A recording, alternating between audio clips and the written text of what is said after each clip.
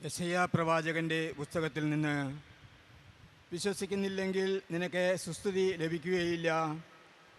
യൂദാ രാജാവായിരുന്ന ഊസിയായുടെ പുത്രനായ യോദാമിൻ്റെ പുത്രൻ ആഹാസിൻ്റെ കാലത്തെ സിറിയ രാജാവായ റസീനും ഇസ്രായേൽ രാജാവും റമാലിയയുടെ പുത്രനുമായ പെക്കായും ജെറുസലേമിനെതിരെ യുദ്ധത്തിന് വന്നു.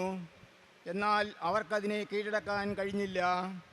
സിറിയ എബ്രാഹിമിനോട് സഖ്യം ചെയ്തിരിക്കുന്നു എന്ന് ദാവീദ് ഭവനം അറിഞ്ഞപ്പോൾ കൊടുങ്കാറ്റിൽ ഭവനത്തിലെ വൃക്ഷങ്ങൾ ഇളകുന്നത് പോലെ അവൻ്റെയും ജനത്തിൻ്റെയും ഹൃദയം വിറച്ചു.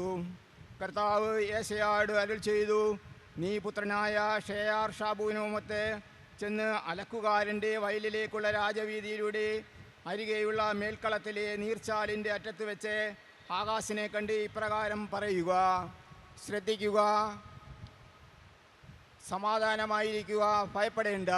പുകഞ്ഞുകൊണ്ടിരിക്കുന്ന ഈ രണ്ട് തീക്കൊള്ളി നിമിത്തം റസീൻ്റെയും സിറിയായുടെയും റമാലിയയുടെയും പുത്രൻ്റെയും ഉഗ്രകോപം നിമിത്തം നീ ഭയപ്പെടരുത്. നമുക്ക് യൂദായ്ക്കെതിരെ ചെന്ന് അതിനെ ഭയപ്പെടുത്തുകയും കീഴടക്കി താബേലിൻ്റെ പുത്രനെ അതിൻ്റെ രാജാവായി വാഴിക്കുകയും ചെയ്യുമെന്ന് പറഞ്ഞുകൊണ്ട് സിറിയായും എബ്രാഹിമും റമാലിയയുടെ പുത്രനും നിനക്കെതിരെ ഗൂഢാലോചന നടത്തി. ആകയാൽ ദൈവമായ കർത്താവ് അരുൾ ചെയ്യുന്നു, അത് സംഭവിക്കുകയില്ല, ഒരിക്കലും സംഭവിക്കുകയില്ല. സിറിയായുടെ തലസ്ഥാനം ദമാസ്കസും ദമാസ്കസിൻ്റെ തലവൻ റസീനുമാണ്. 65 വർഷത്തിനുള്ളിൽ എബ്രാഹിം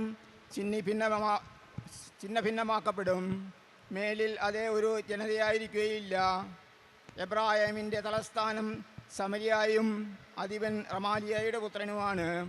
വിശ്വസിക്കുന്നില്ലെങ്കിൽ നിനക്ക് സുസ്തുതി ലഭിക്കുകയില്ല. കർത്താവിൻ്റെ വചനം.